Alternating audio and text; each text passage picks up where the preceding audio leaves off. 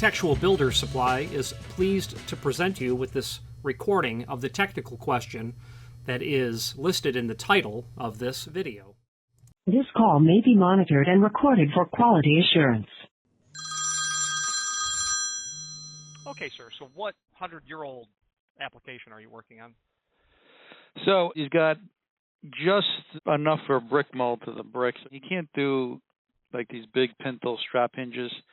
These door slabs are pretty wide. They're wider than I normally would say I would use a butt hinge for. Let me get the dimensions here. I emailed this to one of your associates last week. We have to use a butt hinge, but the doors are only going to be 1.5 inches wide, so I can't use like this 5x5 like we were talking about on this other job that the door is 2.25 inches. So it's almost like I need a heavyweight 5-inch on the jamb and something like a 4-inch for the door, a 5x4, 4x5, however you would say it. Okay. So are you going to tuck the wider leaf underneath the stop somehow? I mean, that's going to go on the jamb. Right. And like the depth of each leaf is going to be, I mean, I don't know, unless you have a suggestion of how to get something to handle this kind of width. Like, well, no hinge is made for a door that's 6.5 wide. So that's just right out of the block. Now, how heavy will, these are epic. These are garage doors? That's normally what we do, but he just doesn't have the space. And I told him I wasn't interested in making them originally because of a situation. So then he sent me the pictures, and I was like, yeah, he's got regular butt hinges on these old, giant, 100-year-old doors he's taken down. Like, I guess it worked. I asked him if they're sagging. He said no. I asked him how they're working. He said okay. So I'm like, well, we can try reproducing what you had there, being that they've been there for a century, and that's kind of where we stand. Yeah, and so I had a client, actually the job's ongoing, they haven't shipped yet, but he had 1.75-inch thick doors, but he had a really unusual situation in that he needed a 4x4. That 4-inch wide was the right width for his application, but the way that they drew the cross-section was such that they were going to tuck half of the leaf underneath the stop. Let me take a look at that so I can explain it better. So what this client was doing actually was they literally had a situation where the perpendicular wall was being brought up really tight to the face of the barrel of the hinge, and here's what was causing the real trouble. So the word inset, that's used to define the distance from the face of the door to the face of the jamb when you're standing on the pull side. Aluminum storefront, residential wood, it's generally flush. There is no inset. Hollow metal has a little bit of an inset, 3/32, something like that. This client's inset was negative ½ inch, so the door was standing proud of the face of the jamb. Really strange. So if they used a 5x5, they would never have gotten all 4 hinge screws to hit the edge of the door. So what I postulated was that we could take a 5x5 hinge and a 5x4 hinge readily available and swap the leaves so that you would have half of the hinge at 2 inch from the center line and the other half of the hinge at 2.5 inch from the center line. Right. And it worked. The hinges went together really well. Now, for your application, because I don't see a cross-section, I'm less confident that that's going to work. However, a 4-inch leaf on your 1.5-inch thick door, that's good. I mean, it will work. Your hinge back set will have to be very small, 1/8 or less, an 1/8 inch. But it'll work. You'll get more leaf onto the jamb as well. Obviously, the downside is you're buying more than you need, because you got to get 3 of each, right? Like, is there such thing as a 5-inch tall that has 2-inch wide leaves? You can do 5x4, yes. That's what I was thinking. You can just do straight 5x4s. The issue with that is each leaf is going to be 2.5 inch from the center line. So if that's okay, and I suspect that it is actually, then you're in good shape. So when you take that hinge and you lay it open in front of you and you measure its height, it's 5-inch. When you measure its overall width, it's 4-inch, and each of those leaves are equal in width. Okay. So Each one will be 2 inches wide. If you went from the outside edge of the 5 leaf to the inches center tall. of the barrel, each would be 2 inch. Yeah. Okay. Yeah, that's right. So those hinges are readily available. Oh, they are? Okay. Yeah. Okay, so we're getting there. If it was me, I would be throwing, I'd probably do 5 hinges on this. Yeah, I would tuck 3 up in the upper quadrant. You know, the other thing you could consider is, again, I don't have your cross-section, but you might just consider sauce. So if your inset is very small and you don't have a clearance issue, or you don't have to get past basically 95 degree or so, sauce could be great for this because you won't see them. It won't interrupt that nice design you've got. And, you know, throw 5 of those on there, you're good. They're strong, huh? Very strong. Nothing beats a sauce hinge when it comes to strength. Those guys have hinges that'll go over 1,000 pounds. Oh, wow. Yeah, okay. It won't even break a sweat doing what you're doing. Plus, you know, what's weird about the width of a door, you know, so much of that weight of the door as I look at your door is way out from the vertical axis of pivoting. That weight hanging so far out there is brutal in the sense that it's going to force the door to open. It's like a big lever. It's a lever. Yeah. So if you put, you know, if you ask me to hold 20 pounds right on top of my head, and if I could balance it, no big deal. But you asked me to do that at arm's length, that's I can't do that for so long. Right. Yep. Okay. I'm not sure how to install a sauce hinge. I got you covered. Corey can explain it too. Him and I did a technical forensic deep dive on them coincidentally last week. I can walk you through how to do that. Don't shy away. They're not hard. Are they more expensive? Because I kind of budgeted what you charged me for the 5x5s, thinking they would be similar in price. Well, yeah, I mean, it's not a matter of the cost in the sense that just put on the 5x5s, because you can get 5x4s in that similar price range.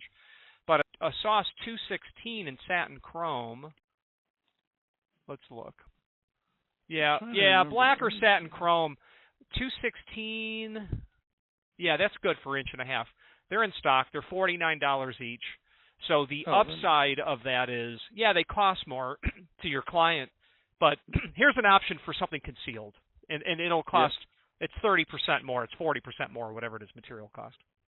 Yep. Labor is going to be a little bit more, but really not so much. You're probably going to want to buy the template and the router guide and the router bit for it. So toss $100 there for hardware. But in terms of me telling you how to install it, that's money in the bank. I'll do it with my eyes closed. Right. So the price of the hinges aren't that much different. $35. They're going to be 35 in that. To they're going to be in that range. Now, and they're exterior grade, or? Well, if you want stainless, let's just pull it up. Because this is an exterior door. Oh, wait a minute. Do you want heavyweight? If you've not hit subscribe yet, we would very much appreciate if you did, and hopefully you're enjoying this video. Now, let's get back to it. I mean, I would need that definitely if we're doing butt hinges, but in the sauce hinges, that would be your call, what we would need for that. Well, sauce doesn't have a, they do have a Hercules hinge, but so solid stainless, 5x4. So height by width, which is always height first. Yes, sir. Here we go. Yeah, you're definitely going to be about $75 for a heavyweight 5x4. It's going to be about double the cost of 5x5s. Okay. So what you could do is consider 4.5, 4.5, but your hinge back set's going to be like 0. If you were to do that, you'd be going to go all the way through. Range. Yeah, it's going to go all the way through. Okay. So you think this sauce would be stronger than a regular butt hinge? A little harder to install, and we'll need a template and a jig. Well, you don't need a template and a jig. Just like a hinge, you can use a hammer and chisel. Just you don't. You can change spark plugs with a toothbrush. It's just not the right tool. Right. And what is the exterior durability rating? I've seen them on exterior doors, those sauce hinges, where they want to conceal hinges and stuff. But they're not really out in the weather. They're inside the jam. Yeah. Right? I mean, there are 3 primary components in that: zinc, which is non-ferrous, nylon, non-ferrous, and the plates are steel. But I've never had in decades someone say, "Yeah, I got to change that sauce because it rusted." Right. No matter what you have will rust. I'm in Southwest Florida. I bought stainless because it won't rust. Okay, I'll see you in 3 years. There will be surface rust. Yeah. It's not the humidity only. It's what's in the air. It's the salt. How deep do they have to go? Because our jam, I told the guy he had to put up at least a 2x6 of pressure treated attached to his brick before our jam. So he's going to have 3/4 of an inch of a jam, and then 1.5 inches of pressure treated wood. Yeah. Before you hit the brick. Is that deep enough for a sauce hinge? Yeah. So when I pull up the template for a common sauce hinge, and I look at, there are 2 preps that you really do for this: the body and then the plate. And I could send you a visualization in my CAD/CAM software showing you what it looks like. And when I was on the phone with Corey the other day, I did it while I had him on hold. So you would never get deeper than basically 1.5 inches into the jam. Okay. And you would never get deeper than that. So that would require the guy that's hanging these, because we're not installing these, we're shipping these to Brooklyn, New York, and we have a delivery driver dropping them off. So the guy hanging them would have to, we would do the plate on our finished jam, which is going to be that 3/4 of an inch thickness. So we would do the plate in a hole for the body, and then the installer who's ever hanging them would have to do another hole into the pressure treated that's mounted to the brick on this building. I agree. Yeah, you'll have to prep the rough opening to receive the body of the hinges because you'll get through your jam. Right. Okay. That's sliding it, and that's just marking it and getting a fly bit. Let me see what I wrote on this guy's proposal, because it's all signed off on, and sometimes you don't want to go back to a customer and open a can of worms, No. Let's see what we got here. Here it is. Okay, so what I wrote was pre-hung jam set with heavyweight brushed stainless hinges, bronze compression seal sides and top, and a brush seal at the bottom. So then if we go back to those 5x4s in stainless, that would be the $75. Yeah. And I would need, I think you said 5 each side, right? Because they're pretty tall. I mean, the book is going to tell you 4, but the book also doesn't account for 6'6" in width. 6 foot wide. Yeah. Yeah. Yeah. Because that's just crazy wide. Like, I didn't think this would work, and then he sent me pictures, and I'm like, really? Somebody did this 100 years ago, and they're still working? Yeah. I mean, they're all painted gray and a million coats of paint, but they work. What did they hang those doors on? I mean, if you look at what he's got there, it's just like it's brick with a very small, thin jam, and then he's got, I think, 4 butt hinges on there. Yeah, that's with for the sure barrels what it would sticking out. Yeah. The reason I don't like the butts is because just because that's how it was done 100 years ago doesn't mean it's been found to work really well for 100 years, and it probably didn't work really well. That top hinge has probably been really worn to daylights. Yeah, and probably re-screwed and a million times. Plugged and re-screwed and coming off, and yeah. Just think about the decades, someone did it during the Great Depression but couldn't.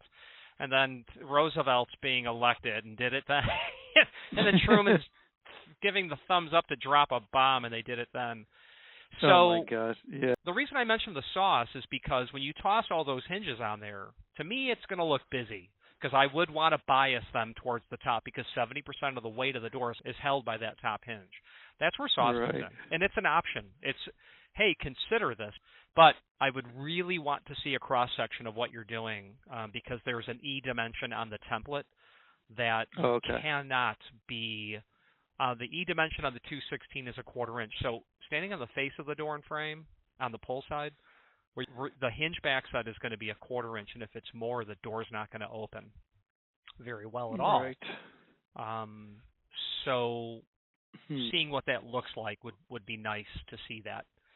They're not meant to clear. If you're getting past 90 degree, then we really have to pull the handbrake and look at it. Right. And it might be easier if I just get the 5x4s for now, and he'll have to deal with it later, I guess. Well, I mean, I think you're good. I think Sauce is just possibly an upgrade to the aesthetic, to the design. They may not work. And, let sleeping dogs lie in the sense of your... Because he's got one picture of the doors open. They are definitely past 90 degrees in this picture. It looks like they swing out almost flat to the building. Actually, my template guide only has a place for 4 hinges. You know, we have one of those ones that you just tack on the jamb, tack on the door, and everything, you know, it transfers it over exactly. Porter cable. Yeah, that's the one. They work pretty good. It probably only goes up to like 8 or 9 feet, maybe. I'll have to look at that. You just need to add another rail. I mean, all you're going to do is reposition. I took those to the point where I was always doing 6/8 and 7/0 for Kiwani locations. I just welded them together. Really? I did not reposition because I rarely did it for another manufacturer's hollow metal locations. And if I did, I would mark off and I would just nail it down one at a time and just reposition. Mm-hmm. Yep. I always had one loose, one that I could just nail on. Yeah, but exactly. I prefer to use the CNC when I can. Oh, really? Oh, yeah. Yeah. Because we have a small... Laziness. Well, I have a CNC machine here, but I'd have to CNC the rail before, yeah. You could. That's risky business because you really got to get it positioned perfectly. Now, the jam you could do, for sure. Right. The jam is like downtown. Right. That's true. All right, so I want you to order me the screws we need for those other 5x5s. And then it'll be the same thing with these 4x5s? We're going to have to order extra stainless screws?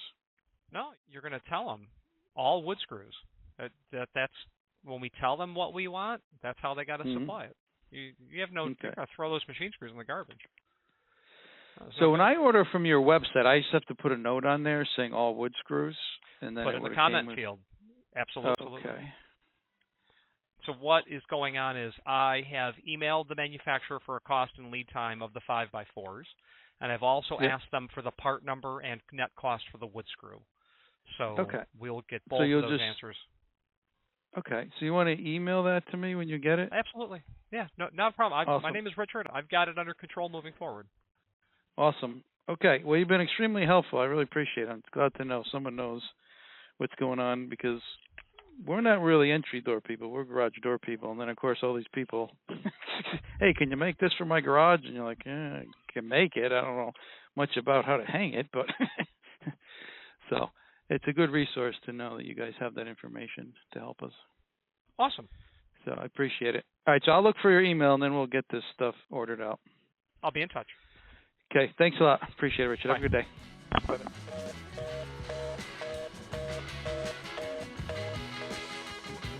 Architectural Builders Supply hopes you have enjoyed this program.